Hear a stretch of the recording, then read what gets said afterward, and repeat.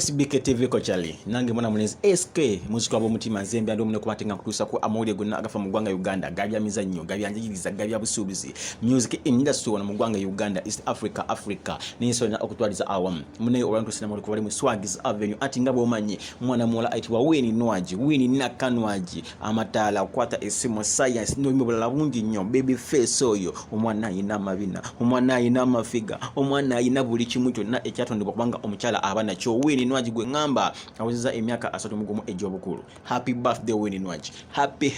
Happy birthday Winnie Nwagi. Yeah man. Nenga Winnie Nwagi jinda ko mukwano. Winnie Nwagi weze mega 3 mugumu. Nenga Winnie Nwagi kengamba lekera kwa munenga oba ne fujjo erinji kulekanide awo. Winnie Nwagi kakanya mu fujjo.